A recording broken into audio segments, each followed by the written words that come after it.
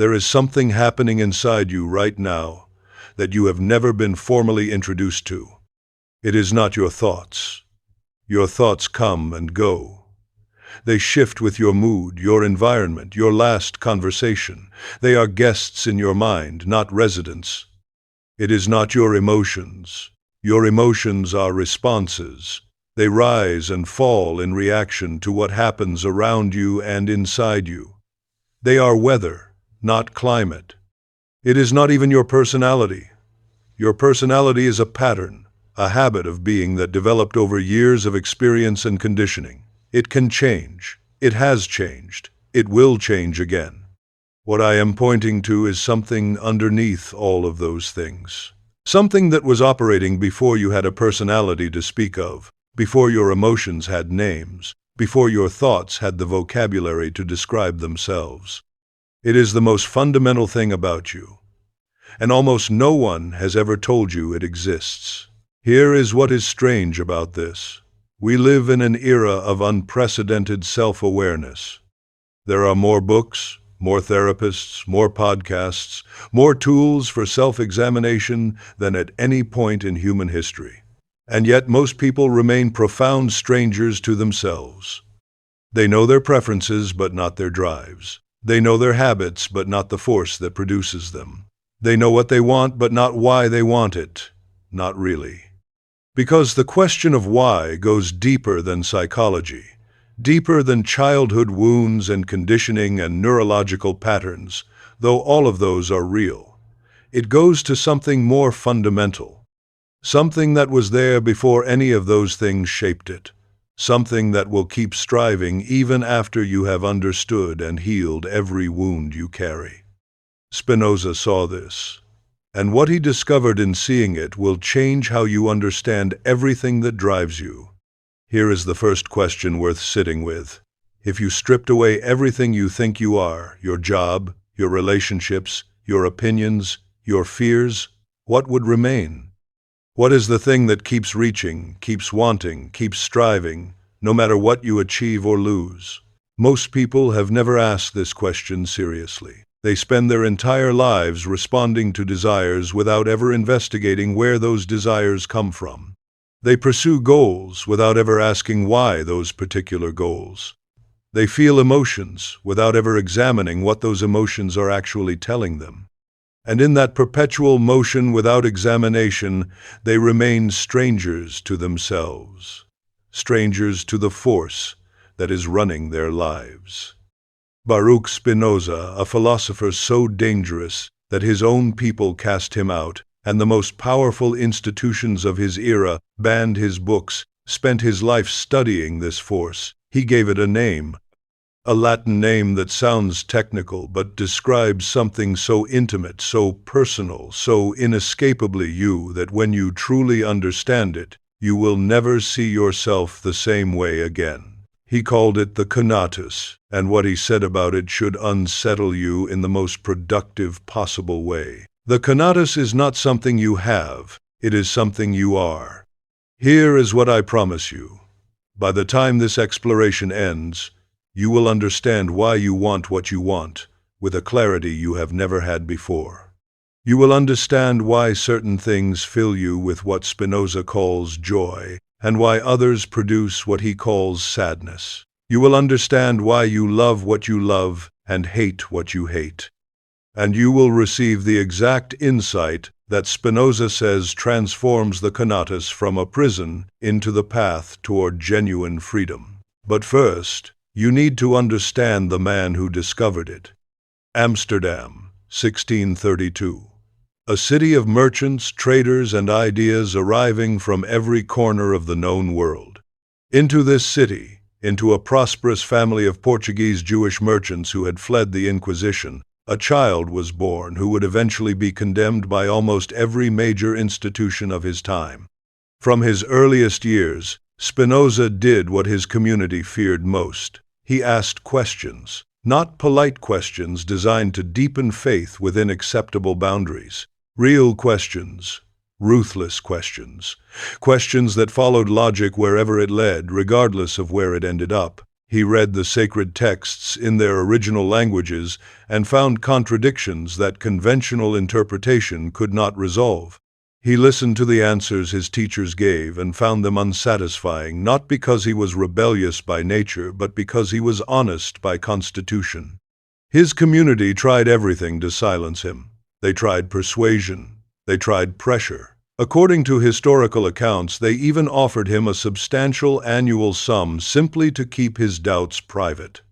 To believe whatever he needed to believe in the privacy of his own mind, but maintain the public appearance of orthodoxy. He refused.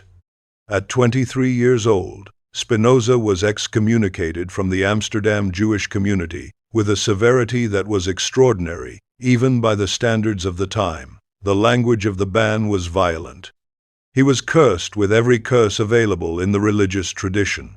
No one could speak to him, do business with him, or come within a certain physical distance of his presence. He moved to a small room. He learned to grind optical lenses, the cutting-edge instruments of the scientific revolution. He survived on very little. He needed very little.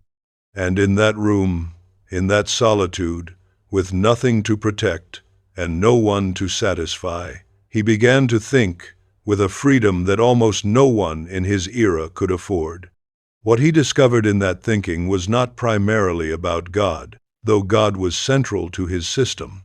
What he discovered, in the deepest sense, was about this: what it actually means to be a human being, driven by desires you did not choose and cannot fully control. He discovered the Conatus, and in discovering it, he discovered something about you. Now, let me describe what the Conatus actually is, not through abstract philosophy first, but through the world you can see right now. Look at a tree. Any tree. A tree does not think about growing. It does not decide to extend its roots deeper into the earth in search of water. It does not choose to turn its leaves toward the light. And yet, it does all of these things, constantly, persistently, with something that looks, from the outside, remarkably like intention. This is the Conatus of the tree. Its innate, fundamental striving to persist in its own being, to continue being a tree, to grow, to strengthen, to repair, to endure. Now look at an animal. When something threatens it, something extraordinary happens almost instantaneously. Every system in its body mobilizes, its heart rate increases, its muscles prepare for action. Its attention narrows to a razor's edge of focus on the threat. The animal did not decide to do any of this. Its Conatus, its drive to persist in its own being, activated the entire biological apparatus of self-preservation before any conscious thought could form. Now bring it home to you, right now, in this moment. You are watching or listening to this because something in you is oriented toward understanding, toward growth, toward something you cannot quite name but that feels like it matters. That orientation, that reaching toward comprehension, that hunger for something more than mere survival, is your Conatus expressing itself in the mode of a conscious, reflective human being. Spinoza's proposition, stated with the precision he borrowed from geometry, is this: everything, insofar as it is in itself, strives to persist in its own being. Not some things, not most things, everything. The rock resists erosion. The planet maintains its orbit. The immune cell hunts the pathogen. The mind reaches toward understanding. The heart reaches toward love. The will reaches toward freedom. All of it is the same force, expressed at different levels of complexity and consciousness. But Spinoza goes further. He says something more radical. He says, this striving is not merely a characteristic that things happen to have. It is what things are. A rock is not something that also strives to persist. The rock striving to persist is the rock. Remove the striving, and you have not modified the rock, you have eliminated it. And you are not a self, that also happens to have desires. Your desire, in its totality, in its fundamental orientation, is you. The self and the striving are not two things. They are one thing seen from two angles. Think about what this means. We are accustomed to thinking of ourselves as selves, who then have experiences, who then develop desires, who then pursue goals, as though there is a stable self behind the desires that could in principle exist without them. Spinoza says, there is no such self. The self is the desiring. You are your Conatus in the same way that a flame is its burning. Remove the burning, and you do not have a flame that has stopped burning. You have nothing. When you understand this deeply, the question of who you are becomes inseparable from the question of what you most fundamentally desire. And the project of self-knowledge becomes identical with the project of understanding your own Conatus. Which brings us to the human difference. Because Spinoza does not stop at the universal. He gets specific. He gets precise. He distinguishes three levels at which the Conatus operates in living beings. The first level is the pure Conatus itself, the striving to persist, pre-conscious, pre-emotional. It simply is, the way gravity simply is. The second level he calls appetitus, appetite. This is the Conatus as it operates in beings that have both a body and a mind simultaneously. When an animal seeks food, the body's need for nutrition and the mind's orientation toward its satisfaction are operating together as one integrated drive. This is appetite. But then there is the third level, the one that is specifically, uniquely human. Spinoza calls it Cupiditas, desire. And the difference between appetite and desire is the difference between darkness and light. Desire is appetite accompanied by consciousness. It is the Conatus, not just operating in you, but being known by you, being felt by you, being experienced by you as yours. And here is what Spinoza says that is simultaneously obvious and revolutionary. Desire is not something you have. Desire is what you are, not a thing you experience, not a state you sometimes enter. Your desire, in its totality, is your actual essence. It is the most real thing about you. Ask yourself honestly, how much of what you call your personality is actually the shape your Conatus has taken given the particular life you have lived? How much of what you think you freely choose is actually the expression of a drive you have never examined closely enough to understand? This is the moment to pause, because if you have never asked this question seriously, everything that follows will change how you see yourself. If this exploration is resonating with you, subscribe now. Spinoza spent his life searching for people willing to think this clearly about themselves. You have just proved you are one of them. Now let us go deeper into the emotional architecture that the Conatus builds. Spinoza introduces two concepts that English translates as joy and sadness. But these are not the words in the way we ordinarily use them. They are something more precise, more universal, more useful. For Spinoza, joy is the name for any transition toward greater power of being, any movement toward more aliveness, more capacity, more understanding, more freedom, any experience in which your Conatus is being expressed more fully with less resistance. And sadness is the name for any transition toward lesser power of being, any movement toward diminishment, toward less capacity, toward restriction of what you can do and feel and understand and become.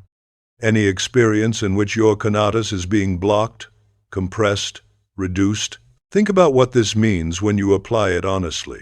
You can feel what conventional language calls happiness while actually experiencing what Spinoza calls sadness. The man who has finally achieved the goal he spent 10 years pursuing and feels, in the moment of achievement, a crushing emptiness, is experiencing Spinozan sadness, even though he has just received what he believed would make him happy, because the achievement has not increased his power of being.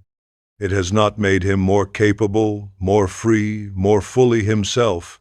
It has simply confirmed that the goal he was pursuing was a substitute for something his Conatus actually needed. You can feel what conventional language calls discomfort while actually experiencing what Spinoza calls joy. The woman, pushing through a difficult creative project, frustrated and uncertain and working at the very edge of her current capacity, is experiencing Spinozan joy, even though the conventional description of her emotional state would be stressed or uncomfortable, because her Conatus is being expressed at maximum capacity. She is, in that struggle, more completely herself than she is in any moment of easy comfort. How many times have you achieved exactly what you wanted and felt the emptiness return anyway? That emptiness is not ingratitude. It is not weakness. It is your Conatus telling you with perfect precision that you pursued a substitute instead of the real thing. The question Spinoza wants you to carry is not, am I happy? The question is, does this increase my power of being or decrease it? And once you learn to ask that honestly, you will never again be confused about why certain experiences feel the way they feel. From joy and sadness, Spinoza builds the entire architecture of human emotional life. He shows that what we call love and hatred are variations on the same fundamental dynamic. Love, Spinoza says, is joy accompanied by the idea of its external cause. You love what makes you more. You love what expands your power of being. You love what allows your Conatus to express itself more fully. And you love it not because it is objectively lovable in some abstract sense. You love it because of what it does to you. Think about the person you have loved most deeply. Strip away the surface descriptions and ask the deeper question. What did being with them do to you? Did their presence activate parts of you that lay dormant otherwise? Did they make you more curious, more alive, more capable of feeling, more fully yourself? That activation is your Conatus responding. That expansion of your being is what Spinoza calls joy. And the love you felt for that person was joy, accompanied by the knowledge that they were its cause. Now think about the inverse. Think about a relationship that ended not with a dramatic rupture, but with a slow, almost imperceptible diminishment, where over months or years you became quieter, smaller, less certain of your own perceptions, where you stopped pursuing certain interests because they were not valued, where you began to edit yourself before speaking, where you forgot, gradually and without noticing, what it felt like to be fully yourself. That diminishment is what Spinoza calls sadness at the relationship level. And the ending of that relationship, however painful it was, however much it felt like loss, was your Conatus finally breaking free from something that was compressing it. Which is why people often describe leaving such relationships not just as painful but as returning to themselves, because that is precisely what was happening. The Conatus was returning to fuller expression. Now hatred. Spinoza defines it as sadness, accompanied by the idea of its external cause. You hate what diminishes you, what blocks your Conatus, what compresses your power of being. And this is why hatred is so tenacious, because as long as the thing you hate continues to diminish your Conatus, the hatred contains accurate information. It is your being registering a genuine threat.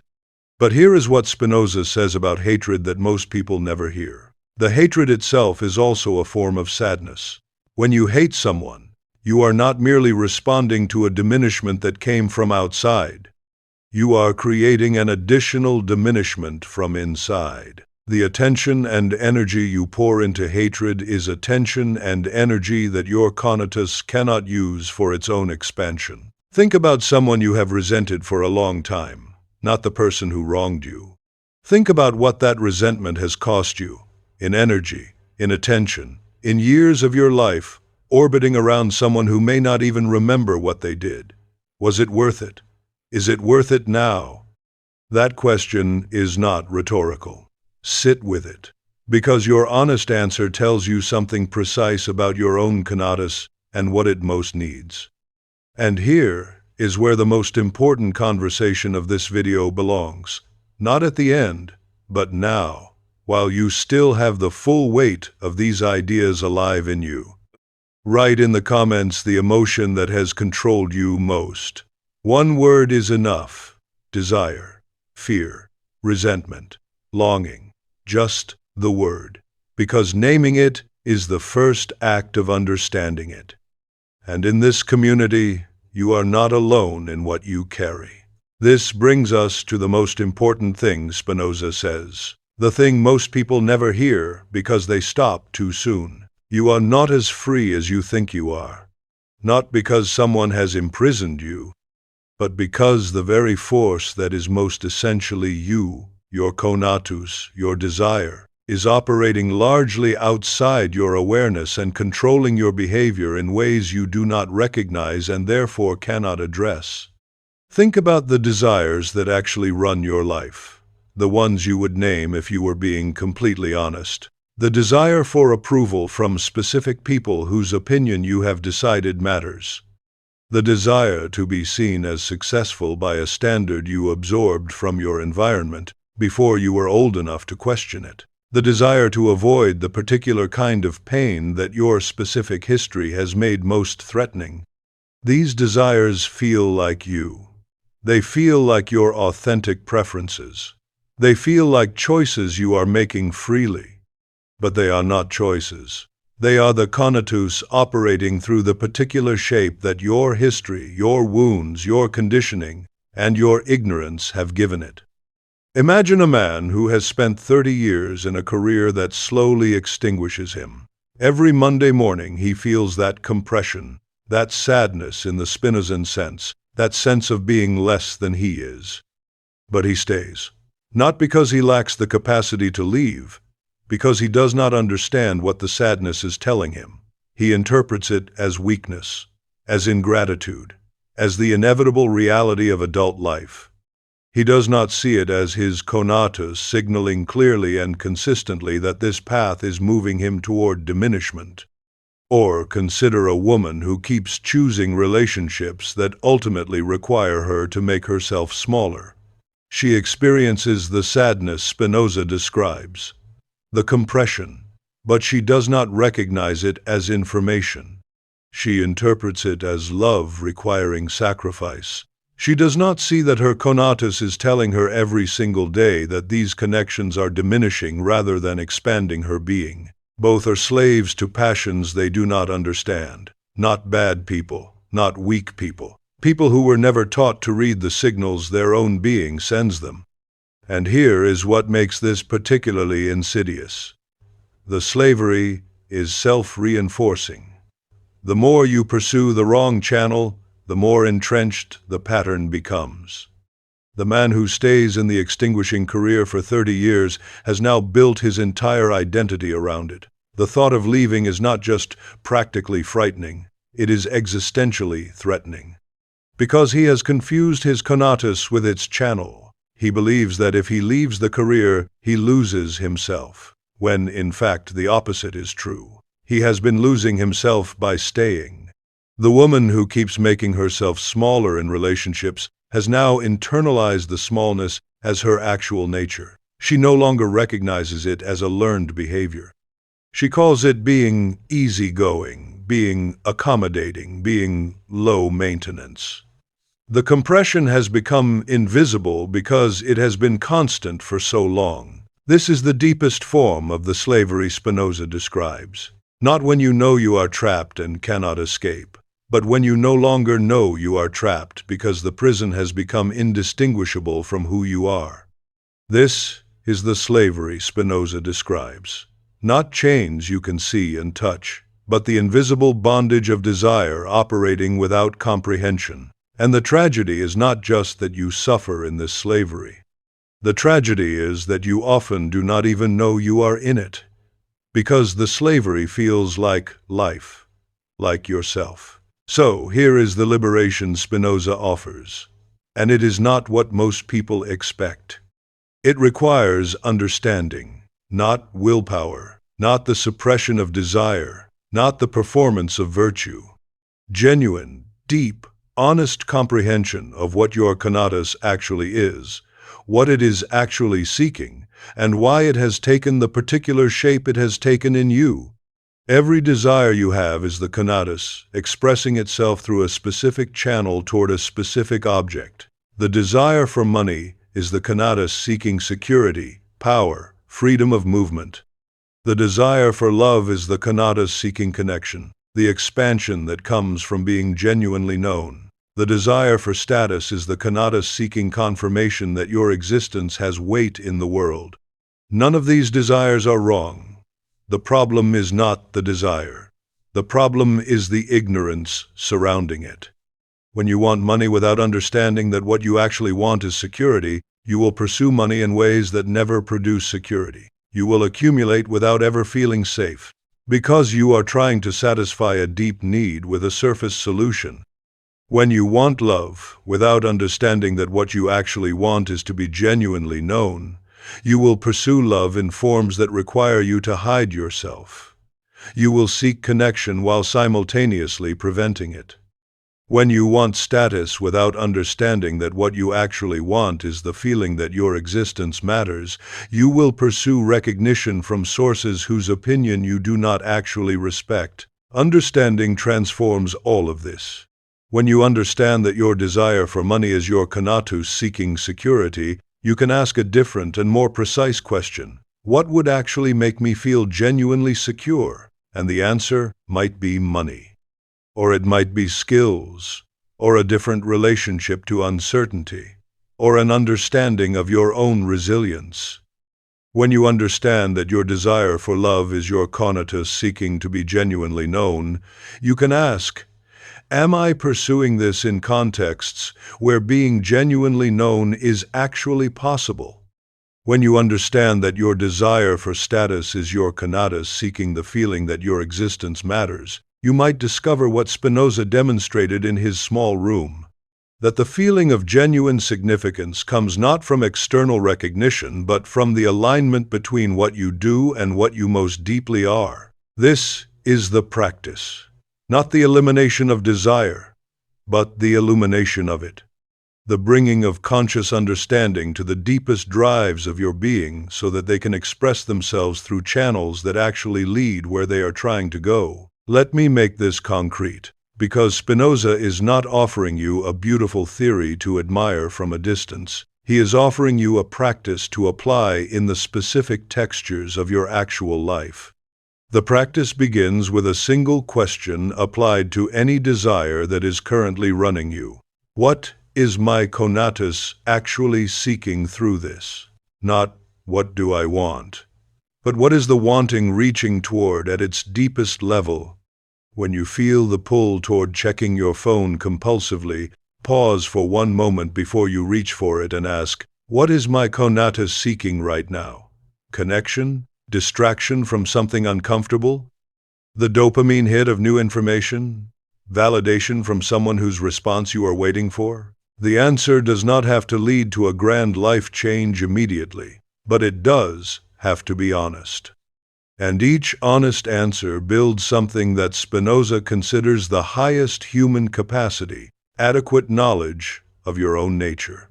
When you feel the desire to say yes to something you should say no to, pause and ask, what is my Conatus seeking through this yes? Approval? The avoidance of conflict? The illusion of being needed? Or something genuinely aligned with what I most fundamentally am? When you feel the pull toward a relationship or a dynamic that has historically diminished you, pause and ask, why does my Conatus keep reaching in this direction? What does it believe it will find here that it cannot find elsewhere? And is that belief accurate? These questions are not comfortable. Spinoza never promised comfort. He promised understanding. And understanding, he demonstrated with his own life, is the only thing that produces lasting freedom.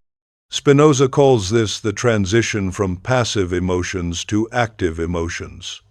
When you are driven by desires you do not understand, your emotions are passive. They happen to you. When you understand your desires, your emotions become active. They express what you most fundamentally are with your full conscious participation. And in that transition, the Conatus does not disappear, but it changes quality. It becomes more precise, more aligned with what you actually are and what you actually need, less caught in the substitutes and shadows that ignorance mistakes for the real thing.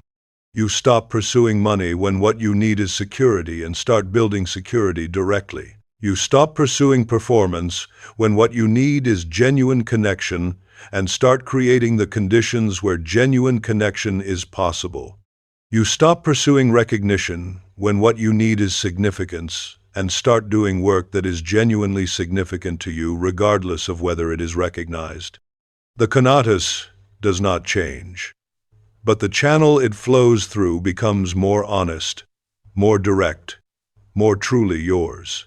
Spinoza himself was the most powerful demonstration of everything he taught. He had every reason to be enslaved by bitterness, rejected by his own people, forced to live in poverty and isolation, dying young from a disease his own craft had given him. Every external condition of his life was designed to produce exactly the kind of sadness he described so precisely. And yet every account of his character describes someone of unusual peace, of a calm that seemed to have no external explanation because it had none, of a man who received visitors from across Europe, intellectuals and aristocrats who made long journeys specifically to speak with him, and who left those conversations describing an encounter with someone who seemed to exist at a different level of equanimity than any person they had previously met, because he understood his own Conatus with unusual completeness. He knew what he most fundamentally needed. He needed to understand. He understood. He needed to think freely. He thought freely. He needed to follow truth wherever it led, regardless of what it cost him. He followed it.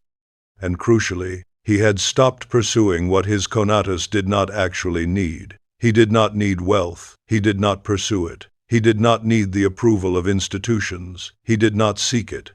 He did not need the comfort of belonging to a community that required him to be less than he was. He had released that need when he refused the community's money and accepted the excommunication.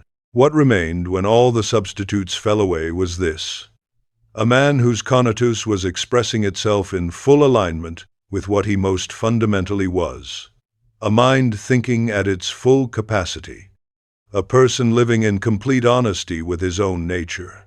That is what Spinoza calls beatitude. That is what he means by freedom. Not the freedom to do whatever you want, not the freedom from difficulty or loss or the inevitable diminishments of a finite life, but the freedom that comes from being so completely aligned with your own Conatus, from understanding it so thoroughly, that nothing external can fundamentally displace you from what you are. The Conatus of Baruch Spinoza found its most authentic expression in a small room with grinding tools and an extraordinary mind working at its full capacity every day. And in that expression, despite everything that was taken from him, he was more free than most people who have everything they ever wanted. That freedom is available to you, not the same form, not the same expression. Your Conatus is not his. Your being reaches in its own particular directions, shaped by your history, your nature, your particular configuration of the single infinite reality that Spinoza says underlies all of existence. But the path to freedom is identical. Know what you are. Know what you most fundamentally need. Know what your Conatus is actually reaching for beneath all the surface desires and substitute satisfactions and conditioned wants. And then begin, deliberately and consistently, to build a life that allows the fullest possible expression of what you actually are. Is there one area of your life right now where you suspect your Conatus is reaching for something real but expressing itself through the wrong channel? where you are pursuing a substitute instead of the thing itself. You do not have to answer out loud, but answer honestly to yourself, because that answer is the beginning of everything. If you know someone who is caught in desires they do not understand, someone running toward the wrong thing without knowing it, share this video with them. Not because we say so, because Spinoza would have wanted that. He spent his whole life trying to reach people capable of this kind of thinking. Help us find them. And take a moment before you go to consider what Spinoza's life actually demonstrates about the Conatus at the highest level of understanding. He was not a man who conquered his desires. He was not a Stoic who suppressed feeling in favor of cold reason. He was a man who understood his desires so completely that they stopped being a source of confusion and became a source of clarity. His Conatus did not disappear. It simply became transparent to him. And in that transparency, it became something he could consciously direct rather than something that unconsciously directed him. This is the highest possibility Spinoza describes. Not the elimination of the Conatus, not freedom from desire, but a relationship with your own deepest drive that is so clear and so honest that the drive itself becomes the compass rather than the storm. When your Conatus is opaque to you, it produces storms. You are moved in directions you do not understand toward goals that do not satisfy you. You feel things you cannot explain. You make choices that contradict your stated values and cannot account for why. When your Conatus becomes transparent, it produces direction. You know what you are. You know what you most fundamentally need. You know which movements expand you and which compress you. You know the difference between genuine joy and the counterfeit version that looks like happiness until the emptiness returns. And with that knowledge, you can begin to build something Spinoza considered the highest human achievement, a life that is genuinely yours, not the life your conditioning produced, not the life your fears permitted, not the life your substitutes mistook for the real thing, but the life that emerges when your Conatus expresses itself with full conscious participation in the direction it was always trying to go. That is what this channel is about. That is what these explorations are for. Not information, transformation. The slow, difficult, extraordinarily worthwhile work of understanding yourself clearly enough to finally live as what you actually are. And now, before you go, I want to leave you with something to carry.